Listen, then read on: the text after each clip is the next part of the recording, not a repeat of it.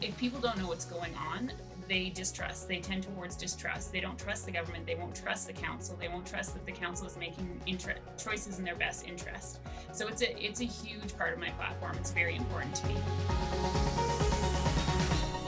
Okay, I've got Annie Desjarlais on here with me, and I almost called you Annie Tebow because that just like came into my head. But I've got Annie on here on the Carla Rand Show, and this is a special edition because Annie is running for the mayor of Edson, my hometown where I was born, where I was raised, and now I'm raising my kids. And it's just so nice to have you because you were like my best friend in starting kind of grade 8, 9, and then onward, and we just had so much fun together. So Annie, thank you for being on here. This is a real treat for me. Well, thank you for having me. I was really excited when you reached out and you asked me if I would do this. I was super, super stoked. Happy to be here. Yeah, I'm glad. And so I'd like to try to keep this professional because I mean, like I was saying, you and I could go back and talk about like, the days when we used to stay up all night or like just all the crazy things that we did and the talking and the fun and the singing and all the fun stuff that we did. But we'll try to keep it sort of professional. So first of all, why don't you just tell us about yourself for those who are listening who don't know a lot about you, kind of like where you grew up, maybe a little bit about your family, that kind of stuff. You bet. Okay, so I was born in Edson, but my parents were transitioning to move to Fox Creek, so I actually didn't live in Edson until I was 14. My parents moved the family back around grade 8. That's when we met, and then I've basically been here since. I spent a couple years away, but we came back. I love this town, and I love living here. I love the people here. Yeah, so I raised my kids here, homeschooled my kids for 7 years. And then when I went back to work full time, they went into the public system. And it was an interesting transition, but it went very well. They've done very well. And the last few years, I've been more career focused. I've completed a journeyman parts trade recently, and I'm working full time as a journeyman parts technician in town. Good. Yeah, and I know when Um, you first moved here, because I didn't know you at all until you were like, yeah, 14. And so you moved here. And as soon as I met you, Annie, I was like, I love this girl. Like she is so fun. And like I just immediately I was like, I want to hang out more with Annie. Like she's just awesome. So I think we clicked so quickly and I just like we had so much fun. And you have such a I think you have such a gift, like good social skills, and I think a way of just really connecting with people that not everybody has. Oh, well, thank you. That's very kind Yeah. of you. I do love people. Like I know people say that, but I really do. I'm really interested in people. People are primary in my life. The most important thing to me is my family, but like not far under that is my friends and really everybody else. I see everybody I meet as a potential friend, as someone who potentially, you know, just another human being who just deserves to be respected and reached out to, and yeah, that's kind of how I govern my life. Yeah, and I mean, and you can tell, right? Because it's always like, "Oh, Annie, Annie, Annie!" Like everyone's always like, "Oh, Annie's here," So fun. So okay, so let's talk now about the top 2 or 3 issues that you think need to be addressed for the town of Edson right now. So kind of pick your number, 2 or 3, whatever. What do we need to focus on going into this next year? Okay, so in no particular order. Actually, I'll probably save the most important for last. But one of the major issues I am campaigning on is transparency. So um, one of the biggest things I found just in talking with people, going around, especially since I started campaigning, is that people really are disconnected from what's going on in council. Um, in general, the majority of people I talk to are feeling like there isn't enough back and forth between council and the community, that there isn't enough effort made on the council's part to make sure that voters are kept in the loop and fully understand what decisions are being made and where money is going, all those kinds of things. So transparency is a very big deal to me because as a community, it takes all of us to build a healthy, strong community with a good economy, with trust. And if people don't know what's going on, they distrust. They tend towards distrust. They don't trust the government. They won't trust the council. They won't trust that the council is making choices in their best interest. So it's a huge part of my platform. It's very important to me. Yeah, and I do have some plans on how we can improve that. specifically with seniors. I was at the lodge recently speaking with them, and what I talked to them about was how it should be our responsibility. It should be council's responsibility to reach out to them and keep them informed. Most of the back and forth is the council does pay for, or the town does buy 4 pages in the local paper every week, and they post a lot of stuff in there. But I mean, when you post a bylaw in legal jargon, not everybody is going to fully grasp, and I don't mean that in a demeaning way at all. It's the language is not the language we speak in anymore, and you lose some people, and also, eyes glaze over, and That's that type me. of thing, right?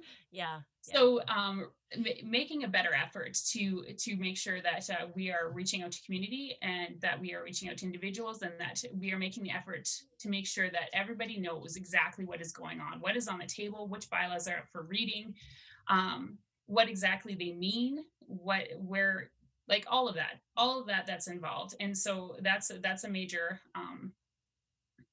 part of my platform. It's important to me. The second, probably biggest one, is our infrastructure. We have a terrible deficit. We have not kept up as a town in spending to maintain our infrastructure, even let alone to improve it. So I released a video on my Facebook page today, just to kind of quickly highlight some of the numbers. But in our 2018 asset management plan that you can find posted on the town website, there was a 7,421,000 deficit in spending just to maintain our infrastructure. That means we are short that amount of money that we're putting into our infrastructure every year. That means it's just degrading, and it's in worse and worse shape all like every year. And really no long-term plan has been put forward by council at this point to deal with that deficit. It's a major issue. It's a big deal. If we have no physical town because we have not maintained it, there is not a lot of hope that we're going to draw business, that we're going to draw families, that we're going to build something better here. So that's a very big one. And probably the next and the most important to me is the pro-choice platform. So yeah, I'm pro-choice. To put it like the best way I can is that I believe strongly in our Charter of Rights and Freedoms. I believe strongly in our Constitution and the goodness of those laws and those documents, and they are in fact the highest laws of our land, and they guarantee us freedom of religion, freedom of conscience, and just many other freedoms. And I am extremely concerned over the direction government has taken since the onset of the pandemic. But let's be honest, the erosion of our rights was occurring before the pandemic started. It just became very visible to us once the pandemic hit, once restrictions were put in place, how far it had gone, how far the government had gone, and how little most people realized that our rights were being eroded. It's a very, very big deal to me. These are the laws that protect us from tyranny. These are the laws that protect us from people who would seek power through government to exploit individuals. Everything that every level of government does needs to be founded on these rights, on these freedoms that are guaranteed to us in our Constitution. And I don't see that happening now. Yeah, I'm glad you addressed it because that would have been a question I was going to bring up is sort of where you stand on all these COVID restrictions and sort of like, do you kind of have a plan? I mean, because I've asked other people this, like some people from town council, other people like running for mayor, like what is your plan to sort of like support businesses through this? And, and it sounds like you're saying, okay, we need to have individual freedoms. We need to have our individual rights back. We need to have the choice to whatever it is, get the vaccine or not get the vaccine, to keep your business open or to close it down. Like, is that kind of what you're saying? Like, we need to have choices to do this. So how do you think Yeah. that we can kind of do that in the current state of the way things are? I know this is a Right. challenge. It is. It's a huge challenge. It is a huge challenge because we've already given up a lot of ground. It's a huge challenge because quite honestly, at the end of the day, municipal government doesn't have governing authority in some of these areas. but we do still have authority. We do still have rights. And at the municipal level, we are still accountable to the Constitution and to those rights. So I've got a lot of, since I started campaigning, I've got a lot of like, well, you shouldn't touch the pro-choice thing at all. It's political suicide. And most other people who are running do not comment on it. And if they do, they are very, very careful with their comments to the point where it's hard to know where they stand, which is frustrating. Um, so what we do have, the power that we do have at the municipal level is we have the power to lobby the provincial government about the restrictions. And we have the opportunity to make it known to them how it hurts our community, how it hurts our small businesses, how it hurts individuals, and that we are not supportive of it and that we want to see changes made. And quite honestly, if enough municipalities get together and make enough noise, they will have no choice but to listen to us. And I mean, there's been a lot of hope sucked out of people recently. A lot of people just, that's one thing they say, what can you do? What can you do? Well, we can try. We Mhm. can sure try. And that's what I'm willing to do, is I'm willing to absolutely stand on those rights and freedoms. I am willing to put in whatever effort necessary. I'm willing to support small businesses. I'm willing to support individuals, and I'm willing to lobby on their behalf so that we can make some changes here. Because, I mean, we talk about economic development. You can make all the promises in the world and you can say all the nice things you want to say about economic development and how we want to attract new business to our community and how we want to support the small businesses or the medium-sized businesses or even the larger businesses that we have in town. But you cannot help a business that cannot stay open, that cannot keep their staff employed, that cannot generate enough revenue to keep their doors open when with these kind of restrictions in place. It's just not possible. Yeah, I was talking to some other people about that too, and they were saying, what can you really do at the municipal level? Like it's very challenging because this is all from the top down. But I also feel there's a lot of businesses suffering. There's a lot of businesses that are Yeah. going belly up over this, and I think to not fight for those businesses.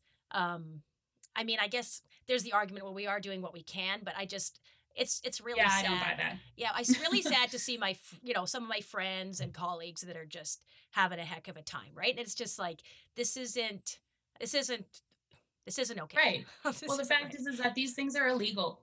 These things are illegal under our constitution. They shouldn't be happening.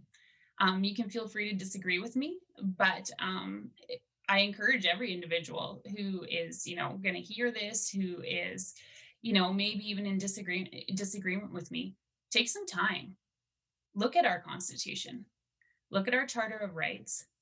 The last living architect here, I'm just going to get out some notes here because I'm going to read you a quote here, one that really inspired me. So on September 3rd, the last living architect, surviving architect of our Charter of Rights and Freedoms, he did an interview online, and he's had these things to say. So this man, he signed off on our charter. He knows exactly what the interpretation is supposed to be, because I think that's something else that we have lost as a community and as a country is, what, this isn't just for everybody's personal interpretation. This was put into place with intention and it with a purpose and with, it's meant to be interpreted in a certain way and not to be taken and twisted and made into something it's not. So this is what he had to say. Both provincial and federal governments have enacted measures that clearly violate the Charter of Rights and Freedoms. When the facts don't matter anymore, that is when our democratic system is in deep, deep trouble. The great danger is there will not be a significant reawakening of individuals to what democracy really means and the role of the individual and the role of the community through school boards, municipal councils, and provinces, federal government. They leave it to the government and just live these quiet little lives, having fewer rights than we have had since 1867. And that's what he had to say about the current state of government and the current restrictions and the moves that the government has been making over the last year and a half. And I'm really curious, what has been your response? Like when you come out with this, this is what I'd like to do. We're going to try, we're going to push, we're going to, try to like get our rights and freedoms back to the best of our ability. What's how do people respond to that? Well, I'll be honest with you that I've had some negative responses, but I mean a couple. I've had some Debbie Downers who are like, no, no, no, that's like you're never going to be able to do that. Um, I take it as a challenge. I'm not held back by the negativity. For the most part, people are so supportive. People have been saying to me, finally, like I'm not kidding, more than once, multiple times in the last couple of weeks, people have come up to me, grabbed my hand, and said, finally, I have someone to vote for. Hmm. And it's not because of me as a person. It's because this is where I'm making my stand. It's because this is what's important to me, and they are in line and understand and agree with what I'm saying and with what I'm pushing here. Mm. Um, So I'd say for the most part, business owners, individuals have been extremely receptive, if not grateful for the fact that I'm even just willing to say it. Yeah, I know. I see a lot of that. I think a lot of people that are really struggling with this, they just want somebody that's going to say, "You know what? I got your back here. I'm Yes. going to work for you. I'm going to help you," right? And I think it's a relief because there's really nobody out there. I shouldn't say nobody. That sounds really dramatic, but there are very few people willing to stand up to this. Yes, that's true. That's true. It's polarized communities. It's polarized. You know, there's division in communities. There's division in families. There's division at the workplace. Like on the provincial level, like at the like as a nation. You know, it's polarized people, and this is. I mean, it should be a sign of how bad these decisions are for us as communities and as a country. The fact that people are turning on each other, that people are cutting people out of their lives based on this, that people are losing their jobs over this. It just indicates that something is very wrong with this process and the decisions that are being made. And I'm glad you're addressing it because I do feel like it's very much, it's that elephant in the room that everyone's trying to like sort of sidestep, or they just feel like there's nothing they can do about the elephant, right? But you're like, no, we got to do something about this elephant. We got to address this. We got to do what we can, right? So I think that's good. Is that kind of why, Annie, that you decided to run right now? Where you see what's going on and you're like, somebody's got to do something about this, or is there some other reasons why now?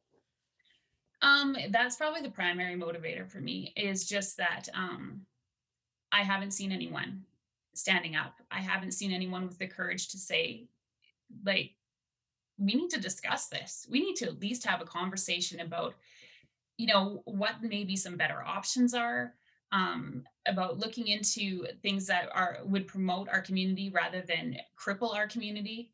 The conversation isn't even happening, and I'm so disappointed that we can't even have a an intelligent conversation about this topic because people are so afraid to talk about it. So that's one thing, definitely. Mhm. Also, it's just the right time for me, as far as like I've always been interested in politics. I've always followed politics. I'm active as a voter. Um, I write letters to our MLA. I write letters to our premier, to our MPs, to the prime minister himself. Of course, he never replies with anything except for a thank you for your letter. I've done that We'll too, look and I've, into I've it. gotten the same. But I'm glad you're doing that though, Annie. And you were always in school. You were always very smart, and you would always get like high marks. And I remember sometimes being like, she's getting higher marks than me all the time, like this girl. But I think yeah, like you're a good writer, you're articulate, like all of that. And I think that those are the kind of people that should be writing letters because a lot of people they know what they want to say, but they can't always get it down very well. You know what I mean? So it's good for you. Yeah, fair enough. And then also, just the place I'm in just in life right now. We just dropped our boy off at college in Vancouver a few weeks ago, and our daughter is in grade 12. And they don't need mom as much as they did. And I've got a I'm looking at empty nest. I've got a lot more time than I did previously. And I mean, I use that loosely because I work full time now and I'm very busy at work, and I always find a million things to do. It's never like I'm not busy, but I do have the ability now, when I didn't as when the kids were younger, I didn't. I would have never considered running, just because family was my primary focus and nothing was going to, take precedence over, teaching my children, being there for them. and maintaining a safe home for them. And like all those things were the most important to me, but now this is a passion of mine, and I feel like this is the right time. Where would you like to see Edson in, let's say, about 5 years? What would you like to kind of have different or maybe the same? I don't know.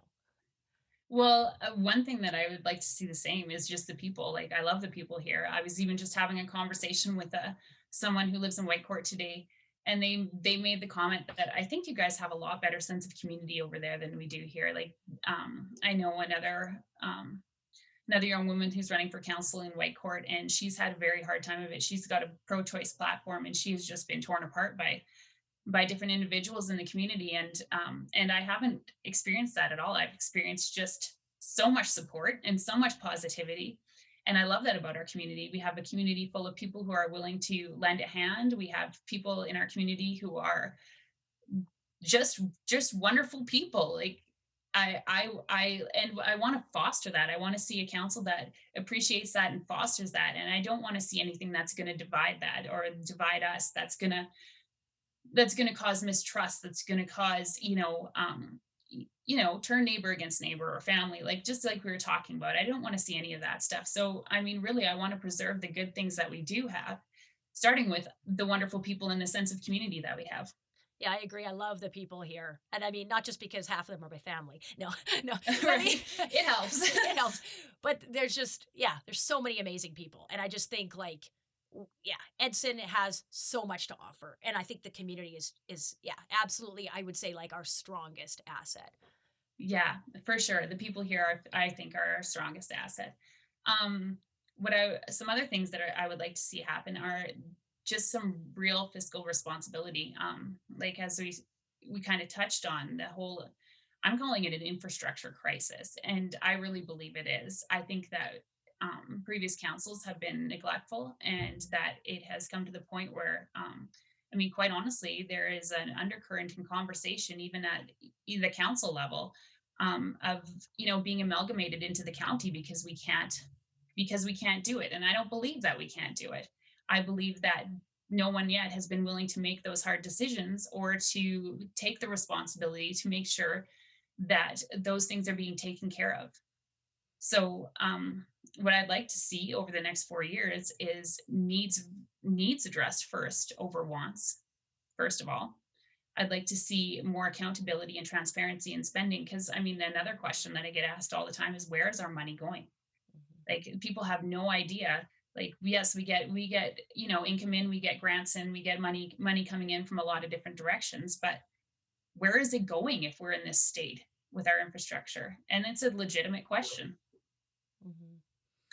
Um, yeah, and then, like, quite honestly, I'd like to see our town be a better do a better job at drawing in families and entrepreneurs and supporting those who are here as far as businesses go. Um, since COVID started, all that's been available for supports is a loan, a business loan, and it was advertised as interest free. It in fact is not. It was payments deferred, interest deferred for a period of time. But I mean, it helps businesses not at all to throw money at them and expect them to repay it back with interest when they're stifled. They can't operate at full capacity. They cannot generate enough revenue to ever hope to pay that back, will let alone stay afloat, right? So we have to do a better job. We have to do a better job as council to support those businesses, to make sure that this is a place that people are looking at and they're like, yes, that is a good place. That is a place where I can start my business. And I know that they have a council that supports them, that looks after the needs of the community, that looks after the needs of the economy. And that if I'm not going to take a huge risk starting a business here, because look at how the ones that are here are already thriving. That's where I'd like to see us get. Mhm. I mean, there's obviously a lot of conversation needs to happen on what the best way is to get there, and I am not I don't have a business degree, and I sure do respect the opinions and the advice of others, but again, we need to have someone in leadership who is willing to even address those issues. Yeah, so why you?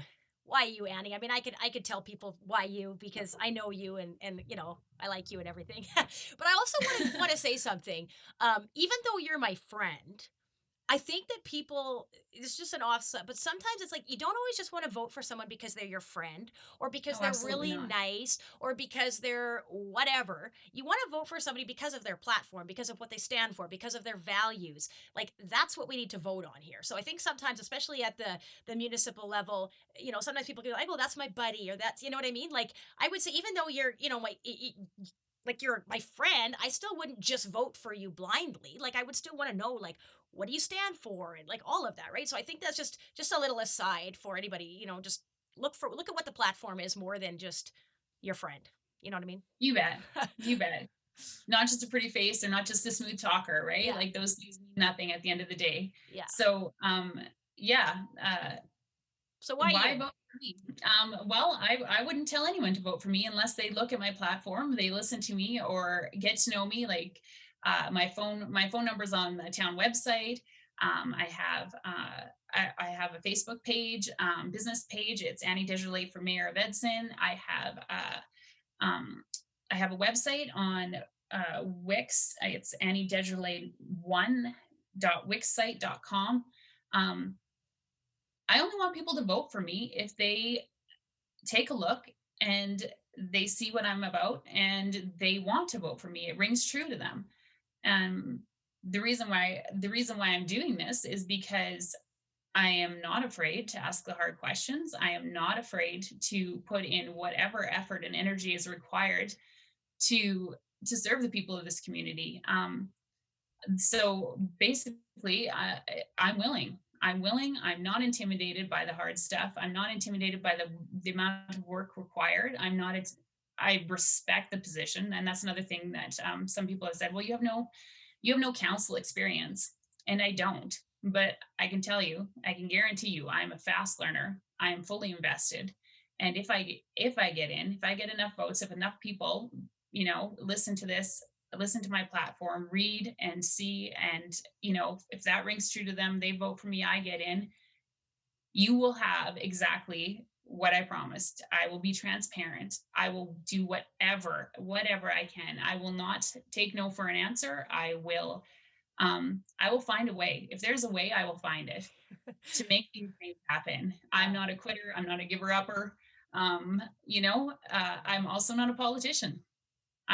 Just a regular Joe, just like everybody else here. I had to work hard for everything I had. I'm not a trust fund baby like some other politicians we know of, and not at the municipal level. That's not a jab at anyone on the council. Um, yeah, uh, Yeah. and I guess that's the most I can say about it is, yeah, you might be taking a chance to vote for me because of all those things that I've just said, the no council experience and whatever, but I have the drive and I have the determination and the willingness to do whatever it takes to make these things happen. Yeah, and the passion. You got a lot Yeah, of passion. Mhm. That's good. Well, thank you so much, Annie. Like, and thanks for stepping up and doing this because I know it's like it's a big job, right? To kind of be like, I'm going to put my neck out there because I see something that, needs help here and I'm willing to do it. And I think there's a lot of people that have maybe, they might be see things the same way and they may have the same concerns, but they're just like, I just don't want to go there, right? So good for you for stepping up and like following your passions, following the things that you see, and like being a voice for the people that maybe haven't been getting a lot of voice lately in politics. Right. Yeah, people just like me. Yeah, exactly. Good. Well, thank you so much, Annie. I really appreciate you taking the time to do this with me today. Thank you so much, Carla. I am so grateful that you asked me and that you gave me the opportunity, to speak on this and to, put it out there so that people, can hear and see and ponder the options. Yeah, absolutely.